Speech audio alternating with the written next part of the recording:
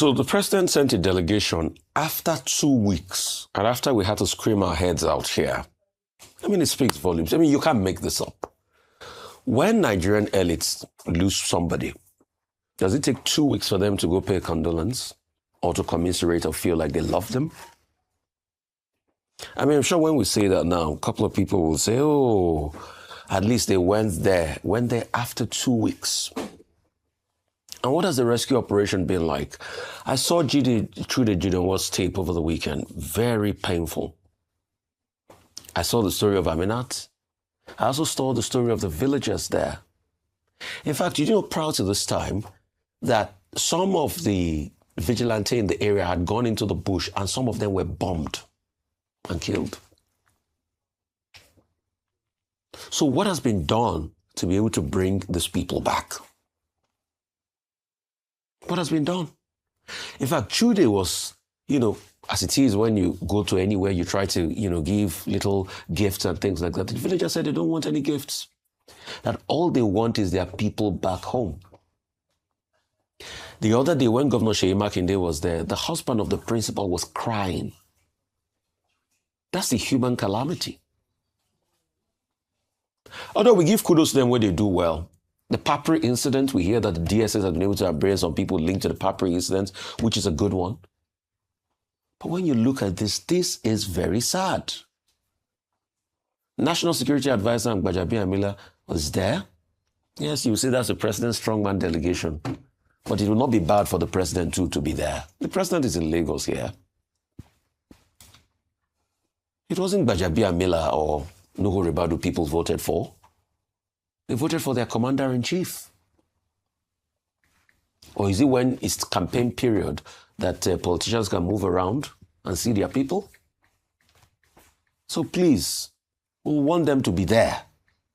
And we'll like them to map out a strategy to be able to bring these people out this week. Already we are hearing about NUT saying they are going to strike in Oyo State. I mean, I feel sad about that.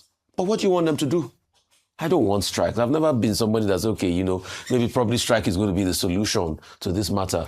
Because if they're in school season, it's also going to hurt the people. But what do you want them to do?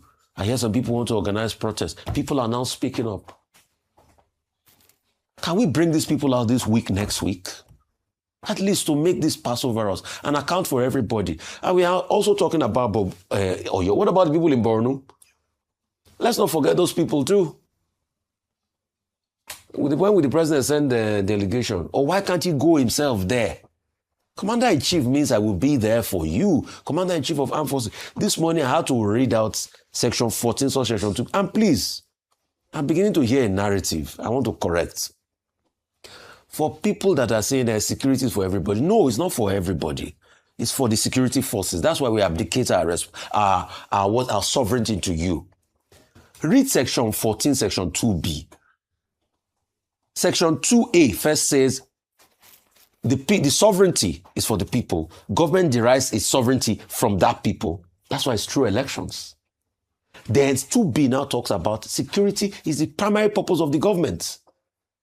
So if you are now saying the primary purpose of government is for all of us, no. If it's for all of us, share the security votes for us, the citizens now. Maybe you had over 2 trillion is the military budget too. Share it for all of us so that we know that we are on our own. Oh, how much are they even getting? How much are they even getting? So we don't want a return, and that's a return to anarchy, which we've always, I don't believe citizens should carry their own arms or, the security forces, we should trust that they should be able to protect us. So this narrative on this buck passing of the security is for all of, people can volunteer information. People can, when you see something, you say something. Yes, that is good. But trying to abdicate that and say it's for all, no, it's not for all of us. It's for the security forces. That's why they are being paid and support. What we can do is to advocate for their welfare. We think they should put more into security. We think they should put more into the welfare of the military. That's why we speak up here. But as with speaking up too, like the Yoruba say, already won. Because Justice Crack spoke up the other day to be able to help the welfare of the military. See what is facing today. But it's not going to stop us from speaking up. So, please, it is the primary purpose of the government. Section 14 of Section 2. So, I don't want to hear a repeat of that narrative that is all of. No! Section 14 of Section 2B. I yield the floor. Well, Mr. Rufai Oseni was complaining bitterly on the president's absence at Orire, where number of students were kidnapped, and his argument was that the moment of tragedy, Nigerians expect president to show personal empathy by visiting affected communities and by demonstrate that the loss is important enough to command his direct attention, and use physical presence to reassure citizens and victims' families. In this line of reasoning, sending a delegation can appear bureaucratic or distant, especially when the incident involves significant loss of life or public outrage. So the counter-argument is that supporters of President Tinubu will argue that presidents frequently govern through delegates and senior officials, and that the effectiveness of government response matters more than symbolic visits.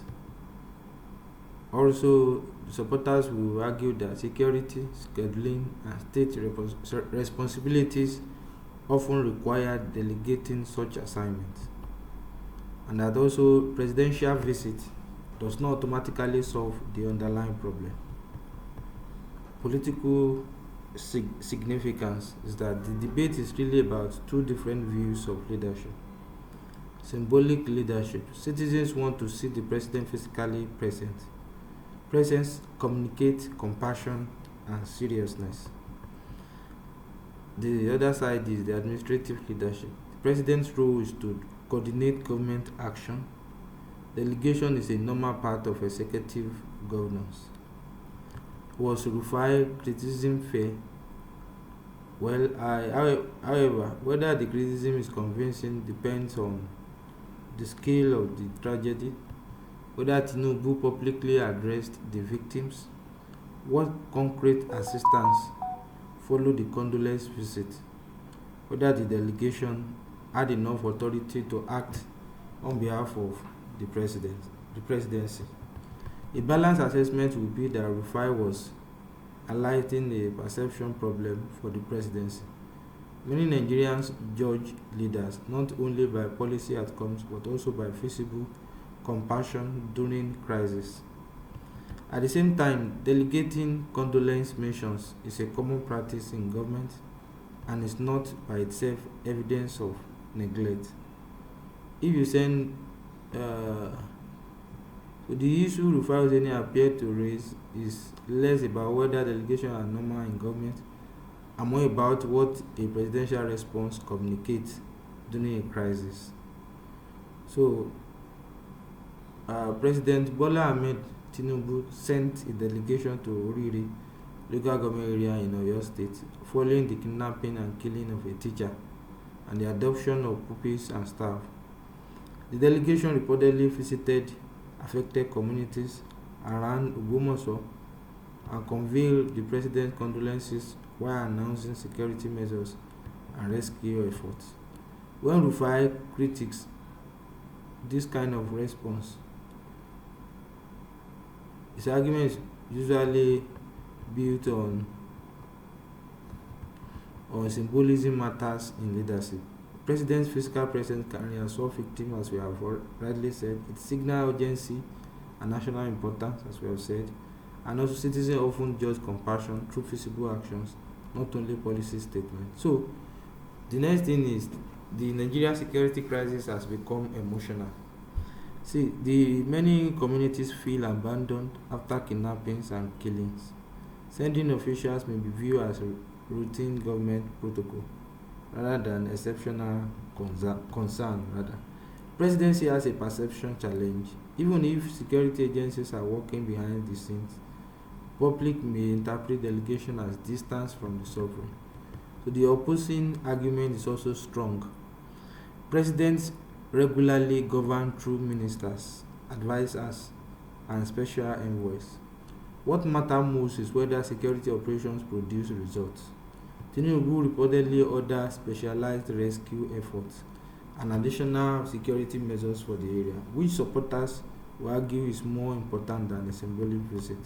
So the real debate is Rufai perception and presidency perception. President shows empathy, according to Rufai, while presidency perspective is that action matters more than appearance. To Rufai, victims deserve presidential attention rather, while to presidency perspective is that delegation is normal executive governance.